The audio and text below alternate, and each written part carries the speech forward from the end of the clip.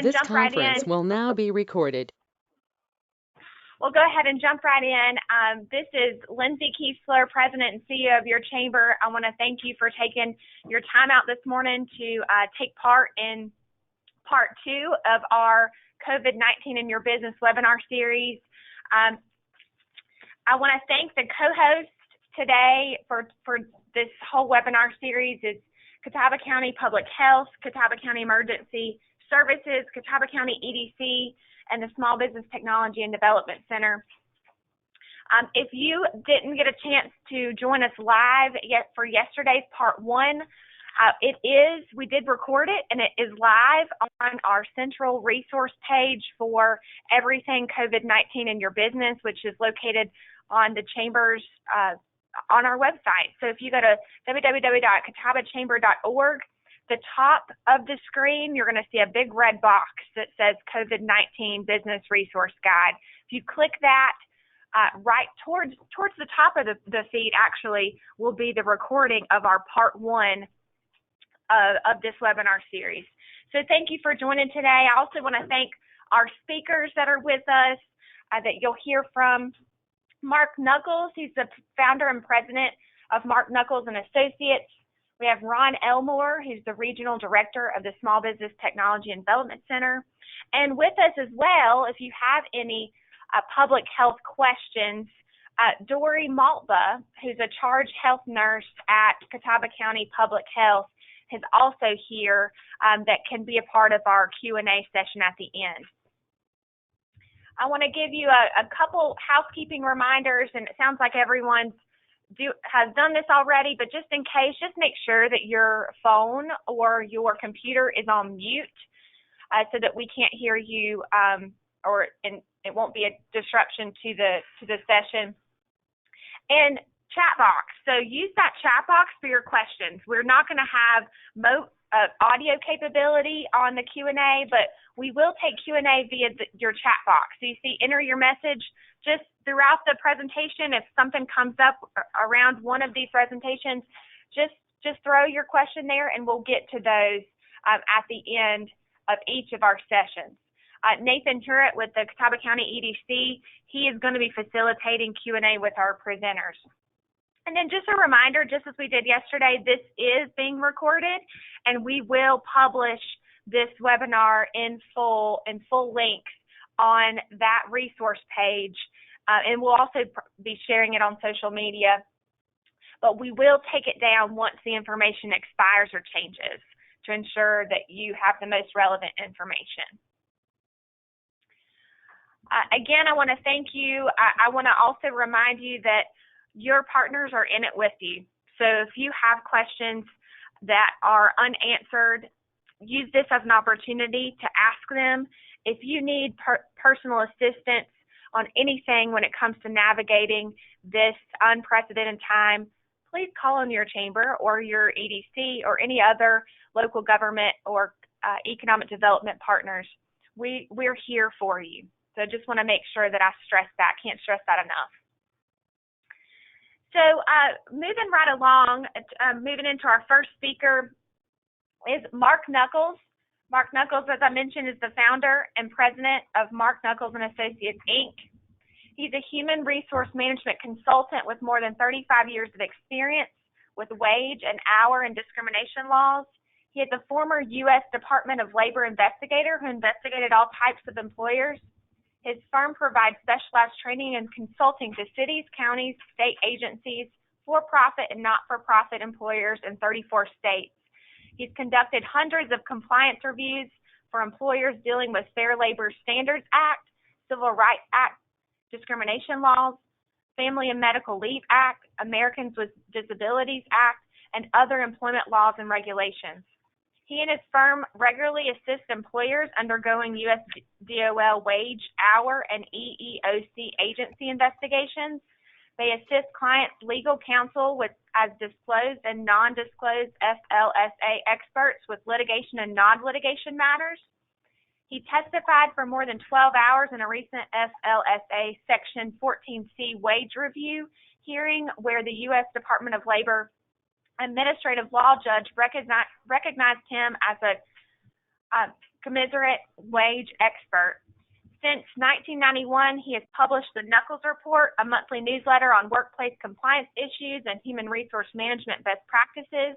His firm is an approved HR training provider by the Human Resource Certification Institute, HRCI, and the Society for Human Resource Management, SHRM, the world's largest association of HR professionals.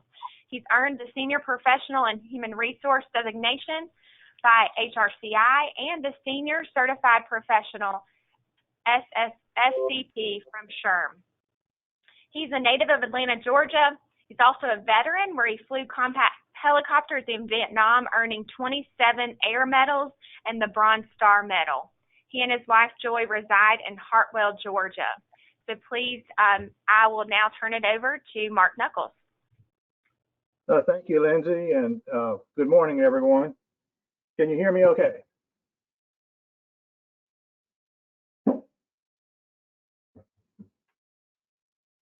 Can you hear me okay? I can't hear you. Yes, we can hear you. Oh, good. All right. Good. Let me just say a few things here before we get started, and you can click on to the next slide there, Nathan. As Lindsay said, this is what we're experiencing is unprecedented in human history, and we just got to all be prepared for not having answers to all our questions, to the changes that are going to occur, not just daily, but by the hour. So it's even the writers of the law that was recently passed and signed by President Trump, they don't know all the answers to some of these. I'm going to cover the major points with you. So we've got to be flexible, and we just got to stay informed as best we can, answer questions where we can. But sometimes we're just going to have to say, I don't know, and we're just going to have to say sometimes we got to wait and see, because even our leaders don't know. And with most of these things, as we move forward with something that we've never experienced before. And taking that into context is the fact that our workforces and the people that we work with, they're a second family to all of us. And so that poses some issues and some dynamics and even some conflicts with some of the laws as we move forward here, and as people experience and contract this virus and become ill. So Nathan, let's move to the next one. And as we get started, I'm going to try to cover the major points here with the FLSA, the FMLA, the ADA, and how that impacts what's happening now. Also, I'm going to jump into this new law that's been passed and how it's going to impact us. When we get into the ADA, I'm going to talk about some things about what we can ask and what we cannot ask and what we can do. So, but starting out now, what does currently apply and how do the laws apply to us right now? Dealing with the FLSA and also with the North Carolina Wage Hour Act, which are basically the same. They follow each other. What is an employer required to pay? And the employer, of course, is not required to pay an hourly non-exempt worker for time that they're out. If they're not at work, there's no pay required there. However, employers should be aware of their policies, should check their policies, and make sure that they stay in compliance with their own policies. So that's an easy one for hourly non-exempt workers. It gets a little more complicated with salaried exempt workers and how the law restricts salary reductions. Now, with private employers, the salary must be paid basically for the entire week if any work is performed. Now, the regulation does allow some deductions, but it does not, for private employers, it does not allow an employer to pay a portion of the salary in a week of a furlough with a salaried exempt worker. So a salaried exempt worker can take leave. They can, with the leave plan that the employer has, and that's not considered a deduction in the salary. But an employer cannot lay off a worker or close a plant under the a private employer cannot close the plant or close the office. Let's say they close the office 3 days out of the week. They could not pay 3/5 of the salary. The full salary has to be paid to a salaried exempt worker in such case there. Now, if a salaried exempt worker has run out of leave, let's say they've run out of their sick leave, their earned sick leave, the employer can dock the salary on a whole day increment, but not by the hour for the absences that may occur that week. So we need to be employers need to be real careful here with salaried exempt workers. Now I'm talking primarily the private employers there.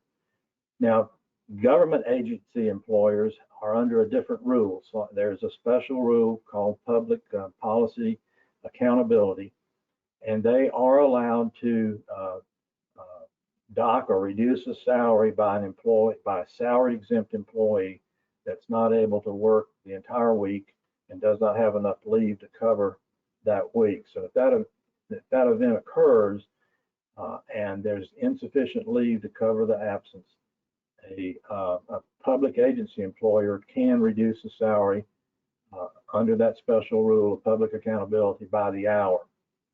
So I don't want to get too far into the details on that and get everyone confused, because we don't know how often that will occur, particularly with public agency employers. And then we can take questions at the end with regard to that. So to sum that up there, with hourly non-exempt workers, they do not have to be paid when they are not at work. Salaried exempt workers generally must get their salary and or be able to take leave for their absence, to cover their absence. Now on that slide there are some links for some additional information there that I found.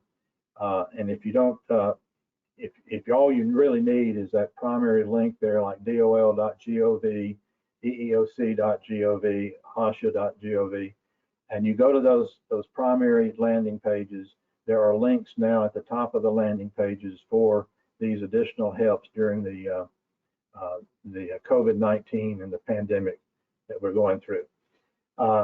Nathan, you can click us on forward here. All right. Now, we got to remember our basic requirements here. And of course, we're sending people home. We got now what we call teleworkers or telecommuters. We got to maintain time records, just like we did when they were working in our offices and our plants. Those the law does not require a start and a stop time. That's a lot of people believe it does. It doesn't. It only requires the total hours worked each day and the total hours worked each week. Now, for those working at home, having a start and stop time, some employers consider that a good thing to do because of the typical distractions that a person working at home encounters. They may be caring for somebody at home, they may be caring for their children, and they may be distracted and at work and then off work, and so the employer may want them to log in and out of a computer program when they start and stop work, but the law itself only requires the total hours worked each day and the total hours worked each week. Now, one thing that can happen here that's different with a teleworker, if a teleworker has to transport materials or items to and from the office or the plant from their home, that could make that travel time to and from home hours of work, whereas otherwise it would be normally considered commuting time and not hours of work. So employers that are sending workers home need to be conscious of that and make a determination whether there's any significant travel there transporting materials. Maybe they don't have to transport anything, of course, but if they are having to transport things to and from home, that could make that commuting time hours worked under the FLSA. Something else it's popping up here now is with the extra expenses that a person that's sent home to be a teleworker may incur which would be considered business expenses. There could be additional bandwidth or higher speed for internet service. Of course, if the employee already has internet service and that's for their personal use, the employer would not be required to reimburse them for that. But the cost of additional speed, these things would be considered a business expense. Now, how does that impact the law? Well, it only impacts the employee if it would reduce their pay below the minimum wage. So in North Carolina, our minimum wage is the same as the federal, $7.25 an hour. So a business expense would only become unlawful if it reduced the employee's hourly rate that week below the minimum wage. Now, salaried workers, again, it changes there. The salary has no relation to the minimum wage because the salaried exempt worker is exempt from the minimum wage in that sense. The salary becomes the minimum wage, if you would like to think of it like that. A business expense cannot reduce their salary, cannot be the result of reducing their salary. So we want to be aware of any extra expenses that telework may impose upon an employee. Now, with family medical leave, we still have the traditional family leave that we have, and that covers all employers with 50 or more employees are subject to that law. An eligible employee is one that has worked 12 months and then has for the employer and has also worked 1,250 hours in the last 12 months. Absence due to the virus would be considered could be considered a leave eligible for FMLA.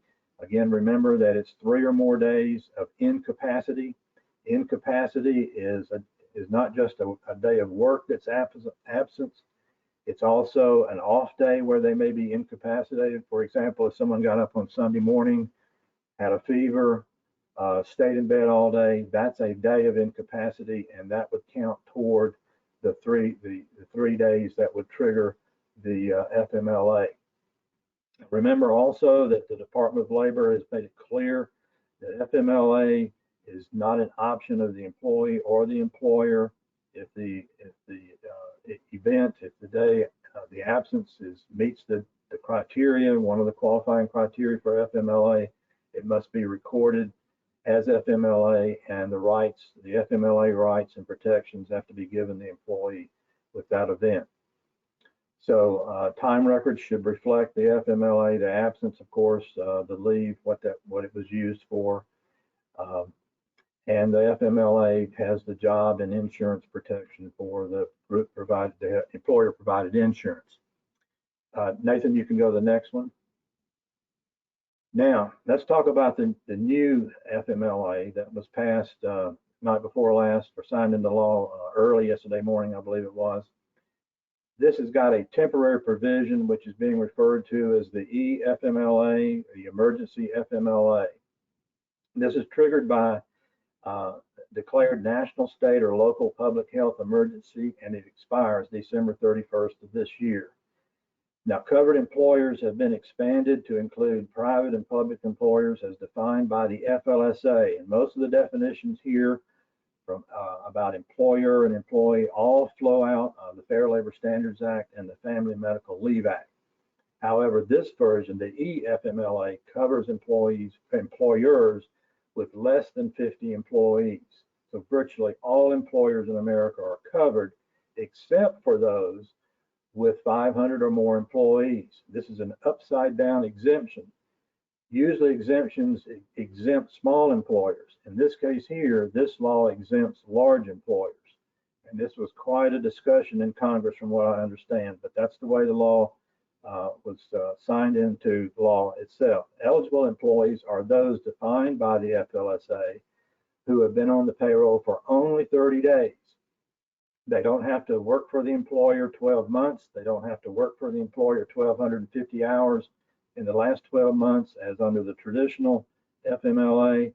Any employer that has worked for the employer in at least 30 calendar days prior to the leave would be an eligible employee for the eFMLA. The EFMLA provides up to 12 weeks of protected leave, absence from work, immediately with no waiting period. There is no 30-day waiting period. The leave is immediate for a qualifying need related to a public health emergency. Next slide. So private employers with less than 500 employees and public agency employers have to provide this job protected leave for absences due to the following 6 conditions. And these numbers are important. These are right in the act, and they will be referred to. Now, we're going to have a regulation. I'm going to talk about the regulation here in a minute, how the regulation is going to be written. And these numbered items here also determine the payroll tax credit that the employer is going to get to take. So, number 1, due to a federal, state, or local quarantine or isolation order for the employee, or self-quarantine. Number 2, self-quarantine at the request of their healthcare provider. And in reality here is that we're not going to have written documentation a lot of times because they're telling us don't go to our healthcare provider. A lot of this is going to be done by telephone, by hearsay, I guess, by trusting the employee to tell us what this information is and what they've been told to do. Someone that is experiencing symptoms of the virus and seeking medical diagnosis. Again, how is the employer going to know this? We're going to have to take our employees' words for it. Caring for a person who is advised to quarantine or self-isolate. We could have employees that must stay home to care for a family member, and the definition of family member is going to be very broad here from what I'm reading in the text of the law and the information that's come from Congress on this. It's probably going to include children, children both in a family that where the children of domestic partners, etc. So we're going to have a broad definition of family member in here. Caring for their son or daughter. We're going to see a broader definition here when the regulations come out. Whose school or place of care. School is, that's easy to define and know. Place of care is going to be something that regulations are going to have to give us some information on. Where place of care is closed, or interesting yet, their child care provider is not available. So a family could be relying on someone that's a child care provider. It could be a grandparent. And now, because of this social distancing, we're being told to stay away from our grandparents. So we've got that one there is going to be particularly interesting here, where a child care provider is not available and the employee has to stay home. That would trigger number 5. Or the employee there has a substantially similar conditions. And what that is Congress obviously threw that in so that employers, so that we couldn't nitpick the first 5. So if an employee is experiencing something similar here that's causing their absence, then we're going to have this requirement here for to provide this EFMLA leave. So next slide. Let's move on here. First 10 days on this EFMLA leave, and there's a lot of misinformation coming on the media and on TV now about what the paid leave is going to be. The first 10 days is actually unpaid leave. However, the law says that the employee, solely at their option, not at the employer's option, the employee at their option, regardless of the employer's policies, can elect to use any earned vacation, personal, medical, or sick leave that their employer's benefit plan provides for. I want you to be sure you heard me correctly on that. The employer cannot mandate or restrict the use of any earned vacation, personal, medical, or sick leave if one of those 6 conditions are met for the employee. So the employee at their option, and they may say, no, I don't want to use the paid benefit, I want to save it, that's fine. They get the unpaid first 10 days, first 2 weeks, in other words, would be unpaid, or they can elect to use whatever benefit that they have earned through their employer's policies. Now, after the first 2 weeks, after first 10 days, then the employer is required to pay 2/3 of the employee's regular rate as defined by the FLA Section 7E. And that's generally the regular rate on which overtime would be calculated upon. It may be more than the hourly rate that an employee is paid, but that will be defined further in the regulations. For example, an employee may be on in a furniture retail store or that type of retail store where they're paid an hourly rate plus a commission. That extra bonus pay in there, that extra incentive, could increase that regular rate there that the employee would be due. We'll learn more when these regulations come out there, but the Act itself relies on the FLSA for these definitions of employee, employer, and regular rate.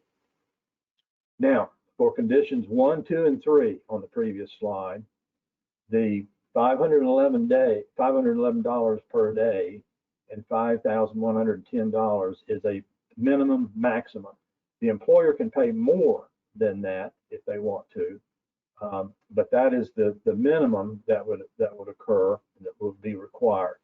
Now that relates to the tax credit that's going to be, so you'll see how this works here in a minute. And then for conditions 4, 5, and 6, the maximum is $200 per pay. Now remember, it's 2/3 of their regular rate, so that would be the minimum, 2/3 of their regular rate, up to that amount there. So you'd have those two different rates in there, depending. So it's going to be very important, record-wise, for employers to record precisely what event, which one of these events is resulting in the absence by the employee. Now, all of this EFMLA leave ceases when the employee returns from work after the leave, and the leave is not banked or carried forward. Okay, Nathan, next slide.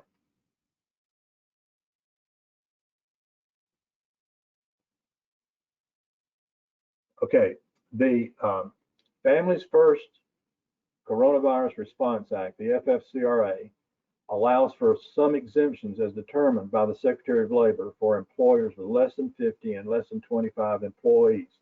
And this is going to be spelled out in the forthcoming regulations. Congress left this open and is giving the Solicitor of Labor, Secretary of Labor,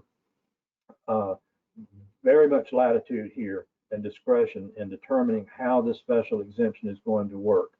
And it's based on what burden is going to be placed on employers, very small employers. Employer with fewer than 25 are going to be shielded from liability for job protection. That's one of the things they wanted in there, which I thought was very interesting here for Congress to put a shield from liability from private lawsuits. But we will see. Pardon me, folks. So healthcare providers and emergency responder employers can exclude these employees from the EFMLA provisions, and that's another interesting provision, but an obvious one because those employees are needed. So we're going to see more in the regulations as they come out by what the Secretary of Labor intends there. Now, the payroll tax credit is the amount paid not to exceed the maximum and the previous slide, plus the cost of employer-provided health insurance. And again, the regulation is going to define how that health insurance, that employer-provided health insurance cost is going to be added to that payroll tax credit that employers will be able to take to help shoulder the cost of this EFMLA paid sick leave. Okay, next slide. So how is this going to work with unemployment insurance? There were several questions in the about unemployment insurance, but let me first, since I've talked about the regulations, here's what's going to happen, and typically with regulations. Normally it takes 1 year to 2 years for the federal agencies to write a regulation. This one's going to be done in 2 weeks. The way they will do it, normally there is what's called a notice of an NPRM, which is actually a draft of the regulation, which goes out to the public for public comment, then finalization, and then a final rule is published. They're going to issue both at the same time. the draft and the final rule will be issued simultaneously. They will be identical. The regulation will go into effect immediately. Then they will be accepting comments as they go, and this will have the opportunity allow them the opportunity to correct, make any changes, make any amendments to the regulation. But you can be assured the writers up there in Washington, the Department of Labor, are at it now, trying to get this regulation written, get it done, and get it published within 2 weeks. So what we'll do, and what everybody's going to have to do, is stay tuned, be careful with news media accounts and interpretations of these regulations. Stick with known sources who follow the laws, read the laws, and know how to interpret them. And we will be keeping our clients informed about what the regulation says, and we'll be doing additional things with that to make sure that everybody understands what the details are, because the details are the devil is in the details, as they say, with these regulations. Unemployment insurance, you probably have already heard, but just quickly, all the states, Georgia, South Carolina, North Carolina, everywhere I've checked, they're waiving the first week waiting period. They're waiving personal interviews. They're actually they don't want the interviews. They're now saying it has to be filing online. All the states are incurring, the websites are breaking down. Georgia's collapsed. They had 5 times the normal number of applications. I think I heard where North Carolina was set up to only take like 3,000 applications a week. They took, I think it was 15,000 in the first 3 or 4 days of this. I may have those numbers a little off there, but it's just to give you an example of how many are applying. So there's a special COVID-19 reason is being established and not questioned. The employer's form will have the same thing. If they check that off, the quicker the employer gets that form filled out and back to the state, then the quicker the employee can get their unemployment check. Other than that, the governor has said that all the governors are saying that there's many other provisions and waivers that are on the table with regard to unemployment insurance waivers and those kinds of things out there. So next slide. Now, direct, one thing everybody needs to remember here, it's not a disability under the ADA. The infection is considered a direct threat to the health and safety of others. So that waives a lot of the Americans with Disabilities Act protection there. That does allow employers to restrict those coming to work. You can prohibit those with fevers from coming to work, or you can prohibit those with symptoms coming to work. You can take their temperature before they come to work. I recommend that you do it before they clock in, but you can do that. You can prohibit and screen those that are quarantined to care for members in their families. But I would recommend that you immediately establish your policy, set it, post it clearly, make sure everybody understands. You can send employees home who have symptoms, but you must remember to protect the health information from disclosure. And that's running head on into reality here. Keep related documents in a separate health file. Like I said earlier, when I started, our employees are our families, but one thing you want to try to avoid doing, you don't want to go running around saying Nathan's got it, Lindsay's got it. You want to try to avoid that as much as possible, because you would be sharing personal health information in violations of the privacy laws. Next slide. So don't broadcast or disclose the employee's name. Be aware that when you start talking about what employees, let's say they're caring for a family member, sharing that information could be a violation of the GINA, the Genetic Information and Non-Disclosure Act. So just, I know it's going to be difficult, it's obvious, but just keep that in mind here, that this is health information of each of our employees, and we've got to make every effort to keep it as protected as possible. There have been some waivers for the medical providers with regard to health information. Department of Health and Human Services is providing some waivers there. You can go on their website to check on those. There's the EEOC landing page that does talk about some of these things and provide some guidance. Next slide. There's those links again, if you want to go to those sites. And let's see, I think that's the last slide. That's it for my part here. I went over my time a little bit. I apologize for that. So I'm going to stop here and Nathan, turn it over to you or Lindsay. All right. Thank you, Mark. That was great. I mean, I think we're getting a lot of questions because this is a very important issue and a lot of just unknowns, moving parts. Just wanted to tick through a couple of these that were coming in and just get your immediate thoughts. I had a question related to business expenses. You kind of referenced internet usage. What about utility bills? Would that, say a power bill goes up because someone's at home, is that considered a business expense? It could, but again, almost all of these are going to be paid well above the minimum wage, and whether that would take the employee below the minimum wage, that cost would take the employee below the minimum wage in that week, probably wouldn't happen. But yes, it could if they could show a significant increase. Okay, I've got a question here. Is 2/3 of the regular pay required for hourly workers? Yes, for all the workers, salaried or hourly. Got a kind of industry specific question. Are physical therapy, occupational speech therapy, are they exempt as healthcare workers? They would be in that group from what I understand. You're good at answering these quickly. I like this. Does unemployment insurance only apply to permanent layoffs, or does it also apply to temporary layoffs? Unemployment applies, they've waived the first week. A temporary layoff would be covered from what I understand.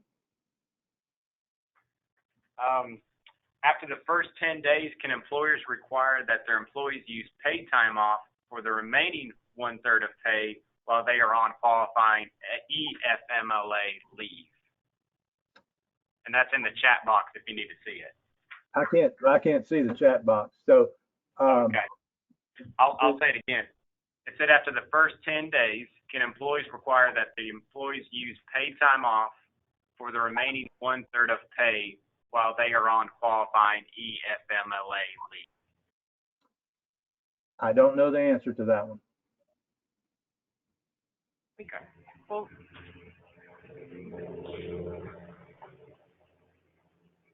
Mark, we'll just we'll note that question and we'll see if we can get an answer to whomever asked the question. I don't think we're going to know the answer until we see the regulations. I think this was one question on a lot of people's minds. Where does the money come from to pay these employees if there's no money coming in? Related to paying and then receiving a tax credit later on. Do you have a great answer for that one, or next topic? I don't know the answer to that one either. That may be Ron. That may be coming for the next topic, because Ron just chimed in my ear. Yeah. How will tax credits work for nonprofits? I'm not a tax expert. There was, they did this before. There is, nonprofits do get tax credits, and they should go to their accountant, because this has been done in the past, I believe back in 2008 or 2009, but there is a way. What is the difference between 80 hours of sick leave to care for a child and the leave with the first 10 days unpaid? So what is the difference between 80 hours of sick leave to care for a child versus leave with the first 10 days unpaid? I don't quite understand the question there. There's no difference there. It's just that the first 2 weeks, the first 10 days are unpaid leave. It could still be 1, 2, or 3. or 4, 5, and 6. The leave could be 1, 2, and 3, or 4, 5, and 6, but the tax credit doesn't kick in until the employer starts paying the 2/3 of the regular rate. Question would be, so if we furlough now, but they're still furloughed after April 2nd, will we then have to start paying them? That we will not know until the regulations are issued. The act says it takes place 15 days after the president signed it, which will be 15 days from the 18th.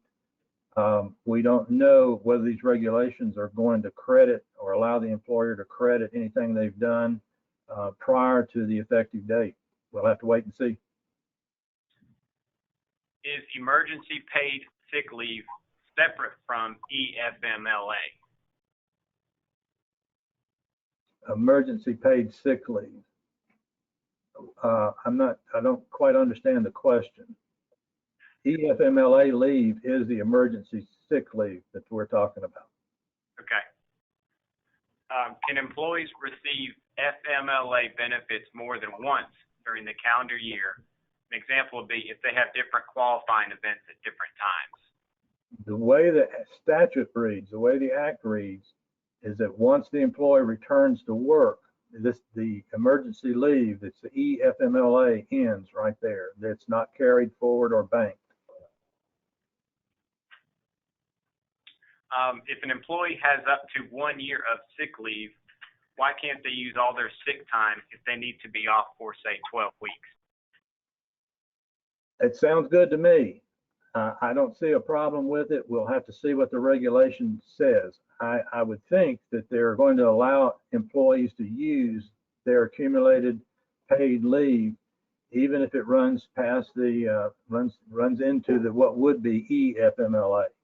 So let's just think optimistically about that. I think that concludes our questions. Mark, thank you very much for the information. I know you'll plan to stay on to the end of the call, so if anyone has any additional questions for Mark, just enter those in the chat box, but we're going to proceed to Ron Elmore. So Ron Elmore is the Regional Director of the SBTDC, Small Business Technology Development Center. He has over 30 years of experience servicing business owners and creating wealth growth plans. Ron has established a remarkable track record as an executive in sales and private equity.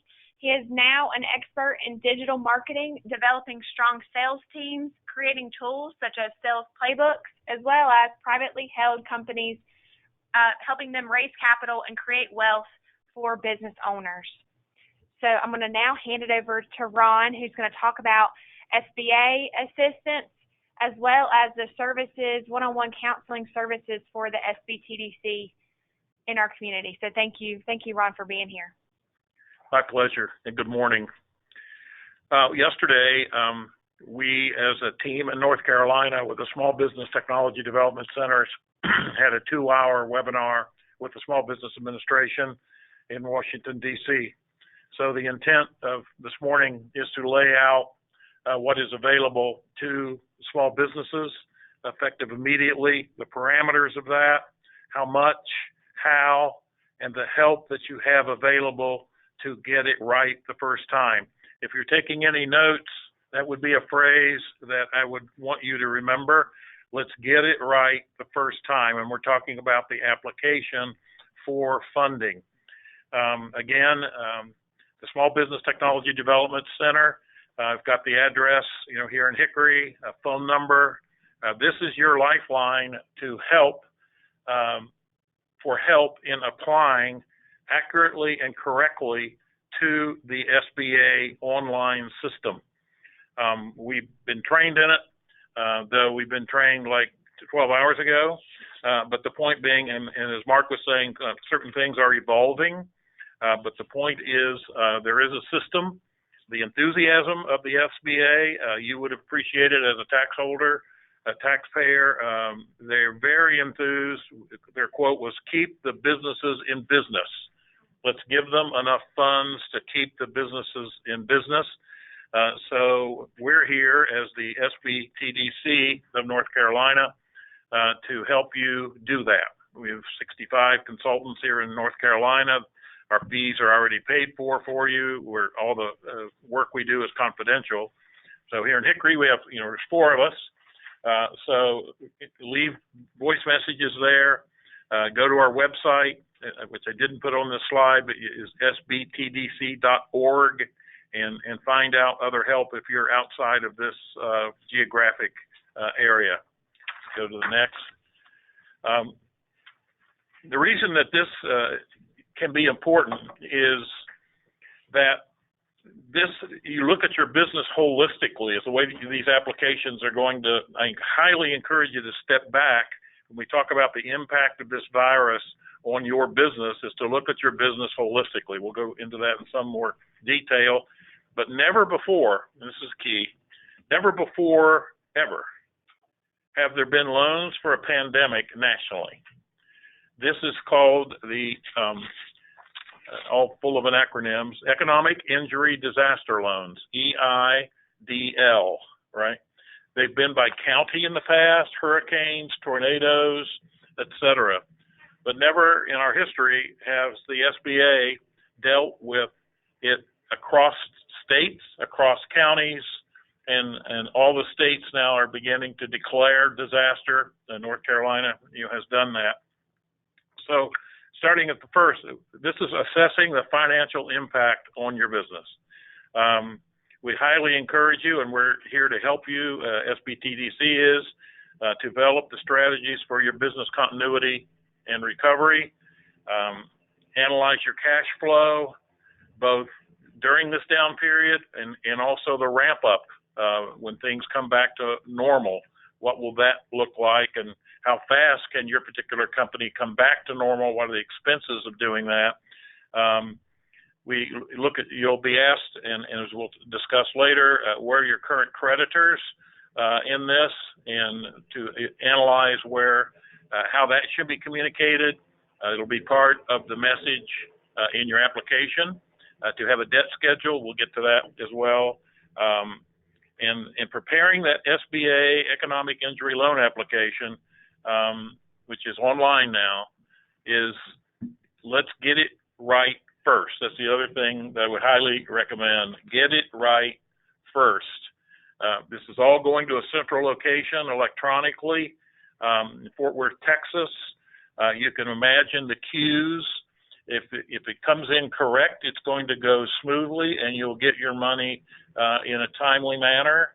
If there are errors or it's not clear and there's information that's not complete, it will go into a reject queue or another queue for reexamination.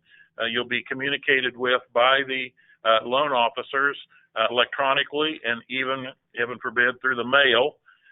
So as a result, you can see just from that the importance of getting it right the first time. And we're here to help you do that. It's not rocket science, but at the same token, the condition of your current financial records will be a critical success factor. And if we can help you examine that first, we'd be happy to do that. The next. Common issues that we can help you with is listed there. Right down to marketing. You may say, well, marketing in this. Well, maybe there's other markets that your particular service or your company could now change its angle that could very well be beneficial to you. So again, we're very good at helping digital marketing and things of that nature. Your inventory and supply chain, how is that being affected? And the SBA was very sympathetic to that, and very much wants you to examine the condition of your supply chain. If your supply chain is negatively impacting your ability to deliver, then that's clearly has to be reflected in your projections going forward.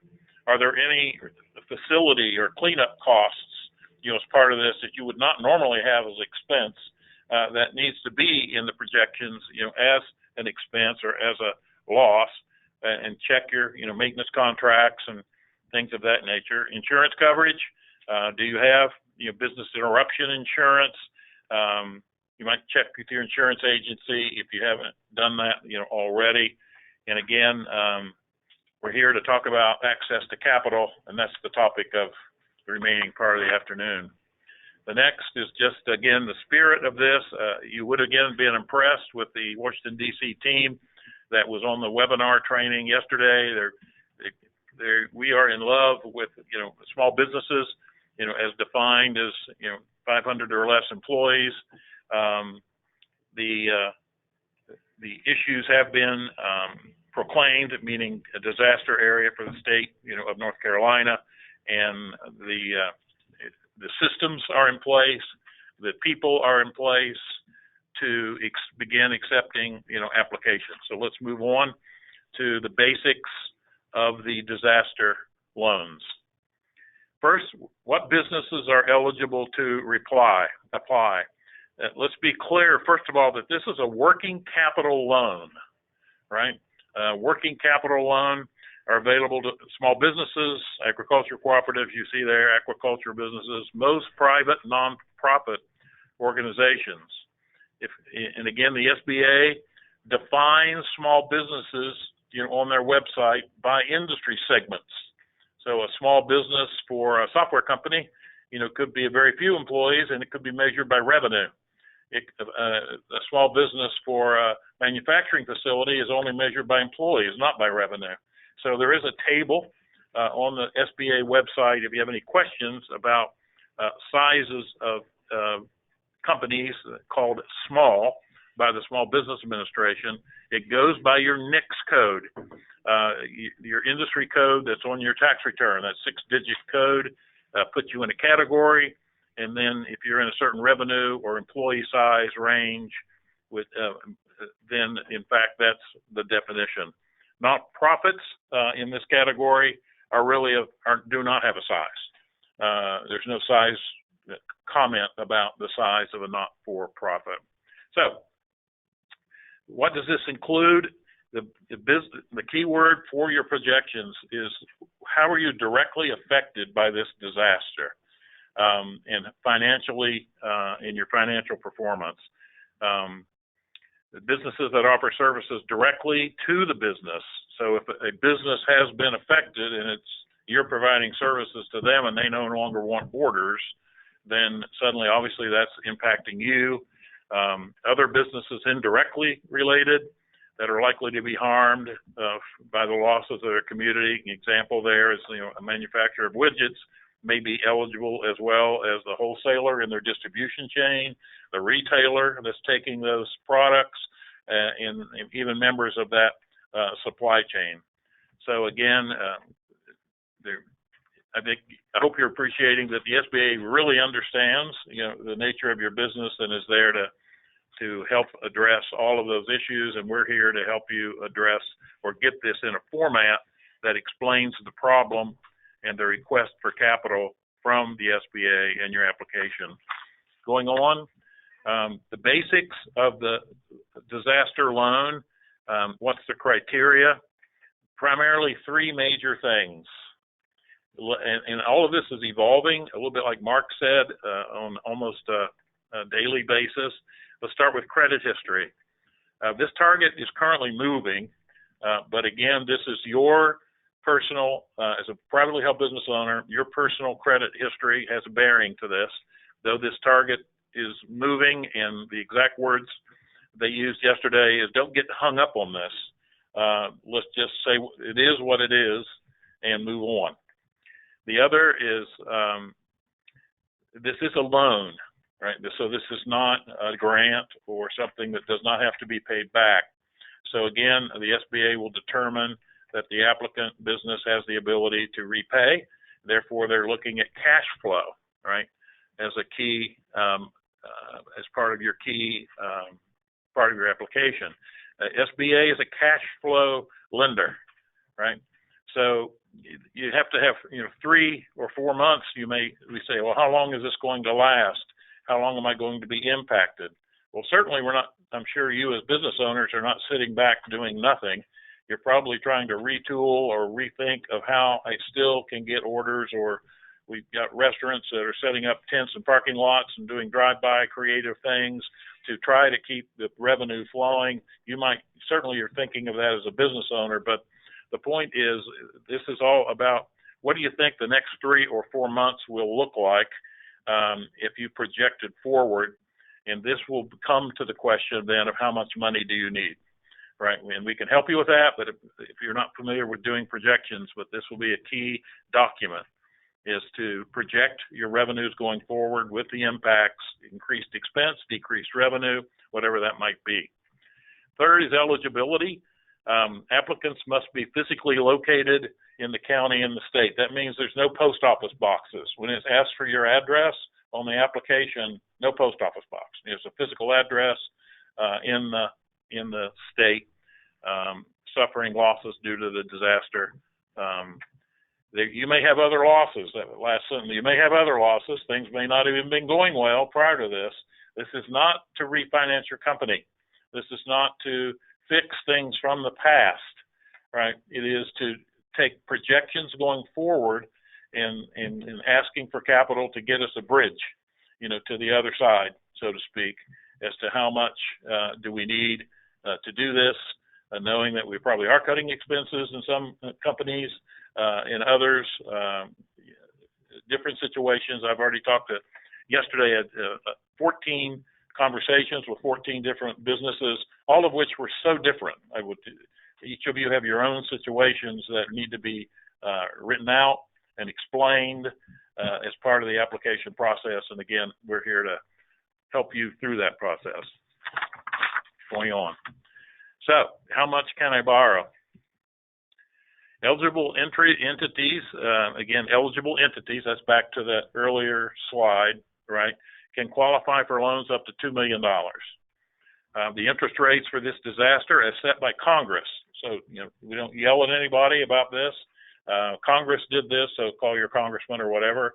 It is a fine rate, but, some could say, why isn't it lower? It is what it is. It's 3.75% for businesses, 2.75% for not-for-profit.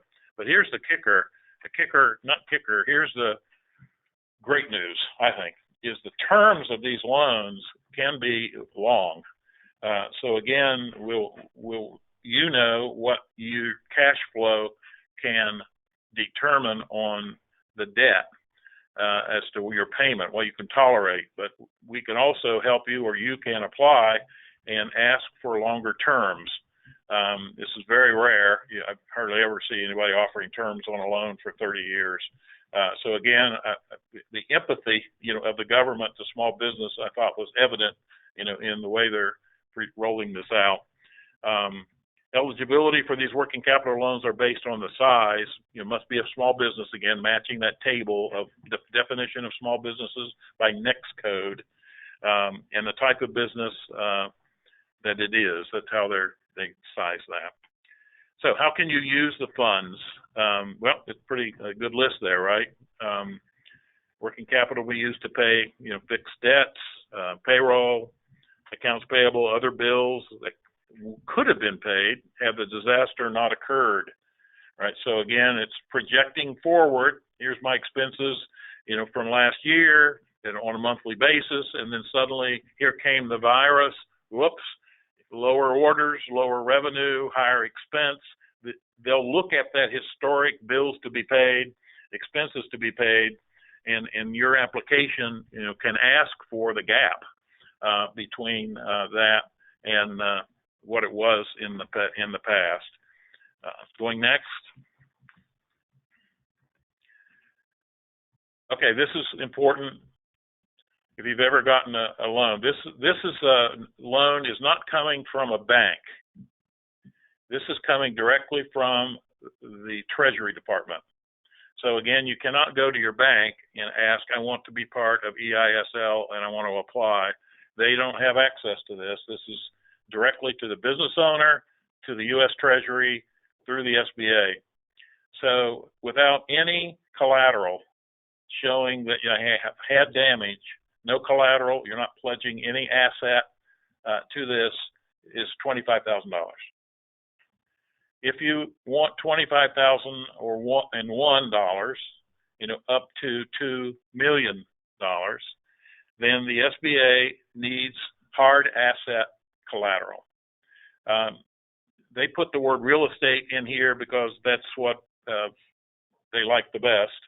And again, it's important to note that even if you should be creating an asset listing, machinery, anything else that's in your company besides the building. If you don't own the building and you rent, list the machinery, hard assets. You'll also be asked to fill out a personal financial statement, which will include your personal assets, a home, cars, etc.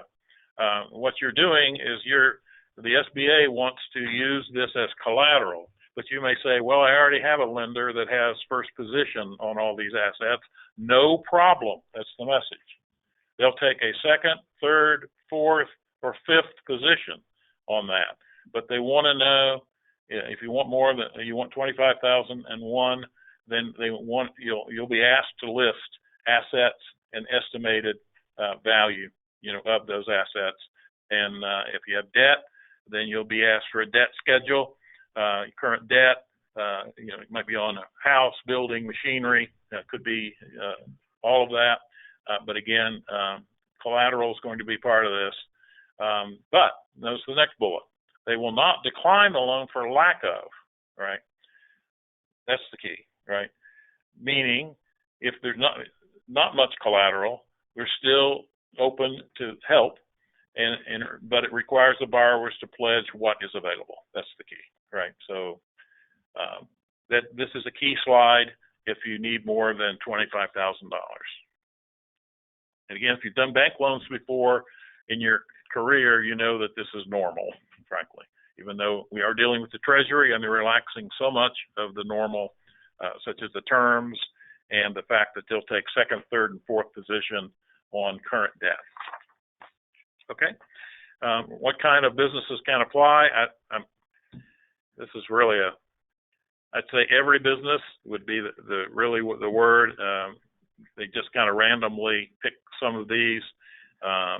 If you have any questions about that, then certainly type them in. But the things that aren't involved will be the ones that are not cannot apply are on the next slide. But the key must be a physical presence in the declared disaster area. Right. So again, no post office boxes, things of that nature. Applicant's economic presence is declared in the area. It does not meet this requirement. The physical presence must be tangible and significant. That's why they showed you the pictures. A post office box would not qualify for physical presence. Okay, moving on.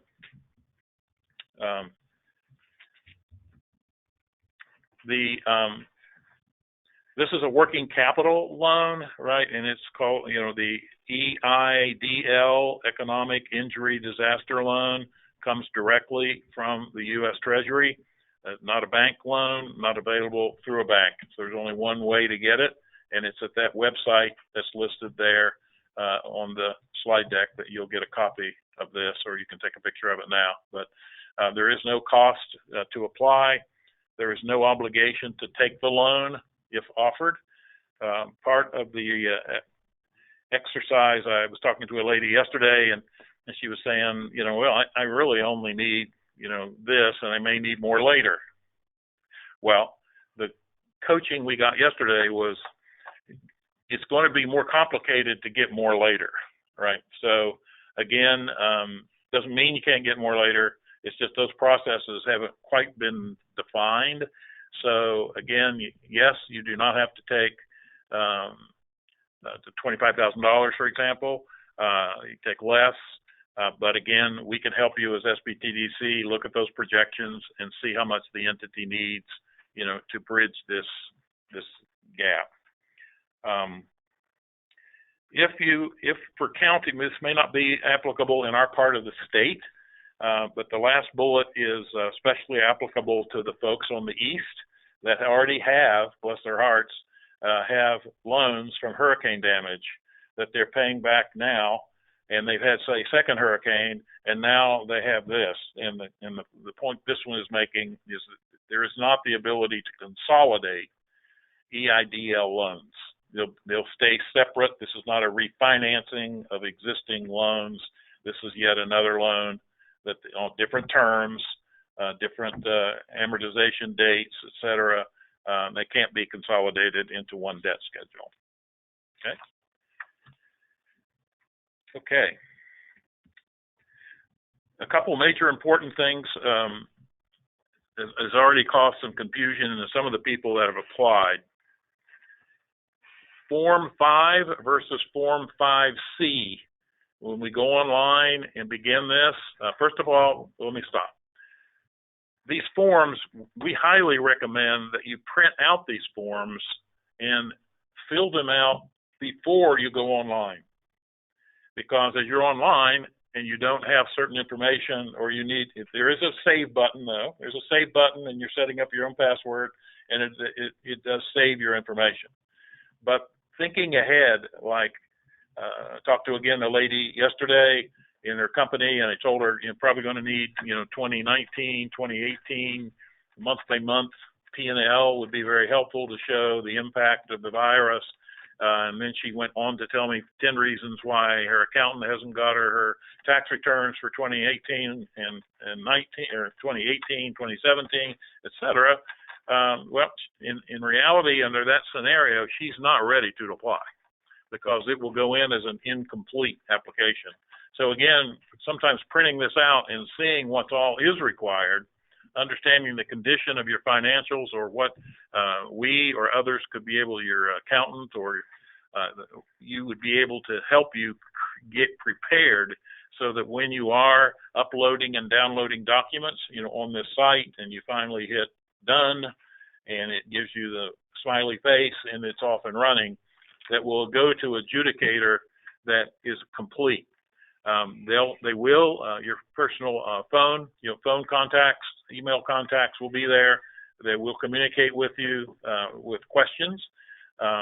We have a lot of those questions that we can help you with up front by looking at your current stuff, but we're only 4 of us, so I don't want to oversell this. But again, things to take note on there are they're going to go look at your tax returns. You're going to give them authorization to look at your company and personal, and all. If you have a company that has more than one owner, then they will need personal financial statements for anyone that owns 20% or more of your company. So again, if Uncle Joe owned 20% and you haven't talked to him in a long time, we're going to need, his personal financial statement. And they need to be within 90 days. So again, if you've got a personal financial statement from 3 years ago, you're still going to need to update that, get the right data, current appraisal of your house, not appraisal, but balance on your home, mortgage balance, those kinds of things need to be current, because they'll just go to a computer system and verify that what you put in is accurate. And then if not, it's going to come back and they'll have some discussion, about you. Schedule of liabilities, that's a debt schedule, right?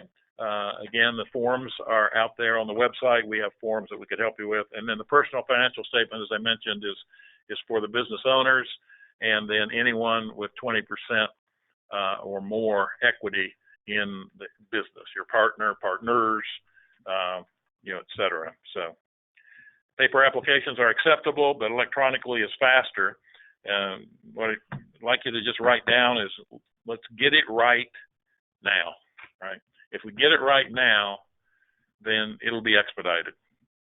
You'll get right through quickly. If there's questions, it will just slow it down. Okay, the next. Other information that may be requested, you can see it there. I talked about the partners, managing members, affiliates. If you're a related entity, you have their tax return says Ron Elmore LLC, yet you're running a restaurant. They'll want to know any related entity to the restaurant.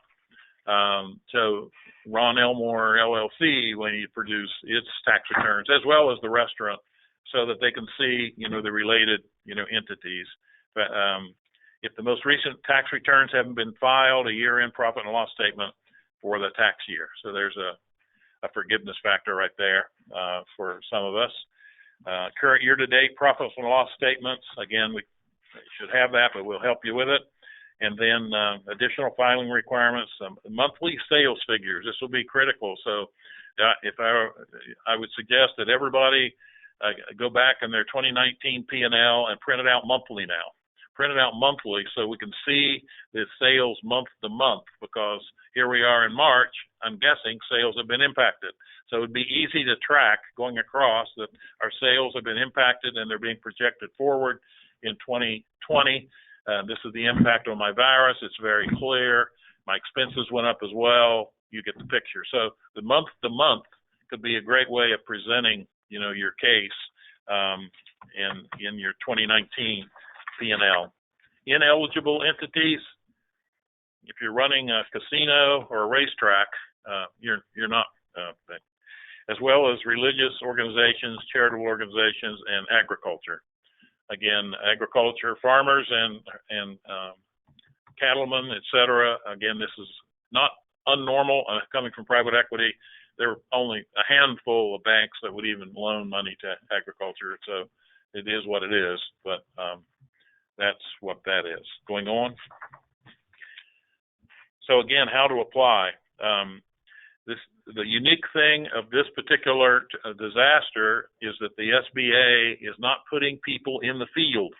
If you were ever impacted by a tornado or a hurricane, there would be people actually deported to that area, to that county. They set up tables. They interview business owners as they come in. They work with SBTDC counselors who are standing next to the SBA counselor. Not here. They're not deploying anyone into the field because it's the United States of America. So impossible, right? So the online system and using SBTDC, the SCORE chapter, any folks like that were funded by the SBA. Yours truly and our staff are funded 50% by the SBA and 50% by North Carolina. So we're kind of the U.S. Army, Marine Corps, Frontline, National Guard, whatever you want to call it, to help you with these applications, get your financials together, but we're limited as well. So do your best online, but we're here to help you. Paper applications can be downloaded. You see that. You see that it's all going to Fort Worth, Texas, and you'll have help desks. You've got our phone number. There will be help desks and the other information there at the bottom of that slide. And again, the assistance from the SBA in this particular situation is relying on its partners rather than its staff to come into the field. And those are the Small Business Development Center, SCORE, the Women's Business Centers, Veterans Business Outreach. And I'll also say for the Small Business Centers, which is unique in North Carolina, out of the community colleges, may be able to be of help here. We'll get some of them, we'll get them this information, but they haven't gone through, yet the training that we've gone through, but that's okay. They can still be of help. They know what a good getting financial packages together for banks, can be with that. So again, in closing, as soon as possible, but quick and inaccurate won't work, right? So rushing and not having it accurate or having it complete, it'll get rejected and actually slow it down. So again, quality is, as you can see, bullet number 2 there, the biggest delay is missing information. So again, missing and I'll say both missing and can't understand the information. It may not flow well or make sense. All they'll do is come back and ask you, try and reach you. You're leaving your cell phone numbers, and they're giving you online messaging on your forms to come back and help you. If the loan's denied, there is a 6-month window to give you a chance to reply and come back for a re-application, all of which will be done in writing. So again, back to let's get it right. The first time would be the coaching. So with that, I'll stop, and we're here to help. I think this is something that I know everyone's very, very interested in, and so we look forward to helping you in any way we can. Got a couple of questions, Ron, Sure. that were coming in. This kind of got a couple of questions that were phrased this way, but I'll just use this one kind of covered those folks. I think a lot of people look at this as it's a great program, but maybe my business is shut down. I'm a restaurant, for instance. Effectively, I'm reduced greatly. Are there anything that exist or is being potentially talked about at this point that is not a loan? I guess people look at this as I've got no money coming in. I'm going to take either a personal guarantee or collateral against personal assets or even business assets, and I have no money coming in and I don't know when that money may come in. Why should I potentially take out? Is this an effective loan program, or are there other grant programs potentially that are not tied to a repayment? Great question. So far, and there's no indication of anything. The answer is no. But I'll say the but. The key is, I think everybody on the line knows, is about cash flow, right? And what the balance of what I think what they're doing, Nathan, is if I could extend this out to 20, 30-year payments, it's a low payment. And if my business was viable before the virus, then let's see how much I lost by shutting it, no revenue, et cetera. Let's ask for the money that gets the bridge. And then ideally, when it comes back, I've gotten it because I've gotten good terms, I can make the cash flow payment. But that's part of the help we can give, or that has to be looked at. Good answer. One question that really good question was, what about someone in a startup situation, a pre-revenue startup situation, someone that's getting this business going, and this has unfortunately happened at the wrong time. They don't potentially have some of those, balance sheets and other things and dollars coming in. Is this something applicable to them? If they have a federal tax ID and register the Secretary of State's office as a business, and they have expense and they were anticipating revenue, this is my answer, I'm not sure. If they were anticipating revenue, and if they did 2020 projections and said we were projecting to make Y, and because of this I'm not making anything, to me there's a story there worth an application. What are you kind of hearing? I think an important part is, you think of any federal government program, it's bureaucratic in nature, and how quickly can those dollars turn, really, especially right now when people are really being impacted. Are you getting any indication from the SBA federal level potential turnaround times? If someone, I know it's going to be a mass of people doing all this across the country into one, funnel, but are they saying it may be a 2-week turnaround, or is this like a 2-month kind of processing turnaround, or is it as you come in the door and we'll do it as fast as we can? The spirit, I can only go by the spirit of the 2-hour meeting yesterday. As a taxpayer, I was highly encouraged that they care so much for this market segment. They understand the problems. They know it has to be fast turnaround, and that's why the emphasis is on electronic filing and getting it accurate. And the intent is to get it back as fast as possible. Even that $25,000, this was unsecured. I mean, give me a story of why I need $25,000. I mean, so there was that spirit of turning it fast. So that's all I can really say. I think this was probably addressed, but I just want to let you hit a softball again. This sounds potentially like I'm going to need it for my business. I know you said some of the initial things, asset listing and things that they should immediately do, but is it calling your office? Is it, calling one of the folks there that's got this experience and knows how to walk? What's the best first step for someone to take if they think this is going to need to come into play for them?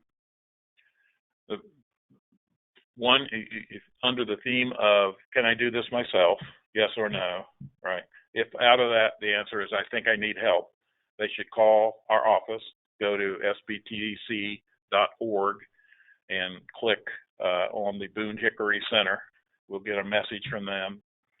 They can also email me at relmore@sbtdc.org.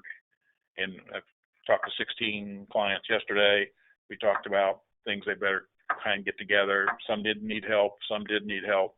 So again, we would be the first line. If they have a SCORE mentor or folks of that nature, again, funded by the SBA, they I think went through the same training we did yesterday. Also, the SBC here locally at CBCC, Jeff Newell and his team probably could be of good help, because we all know how to help folks prepare for either meeting with a banker or et cetera. This is very similar to that, in putting that kind of information together. So, with that, it's getting a little bit later. Yep. Ron, great. Thank you very much for covering that. You're I know welcome. It's a lot of moving parts right now, and as he said, he was basically getting the latest and greatest as of yesterday on this. So we're all flying as 35,000 feet in the air and really building it as we go. All slides, presentations, this has been recorded. Those will be emailed out to everyone later today. We're also going to have those posted in numerous places. I know the Chamber's website, their COVID-19 page, will have it on there later today. I'll also make available the slides and recordings from yesterday in case you wanted to hear that. That was more health related and business continuity planning. Some very good information in there and worth your while to go through and at least have it in the background as you're doing some work or go through the slide deck.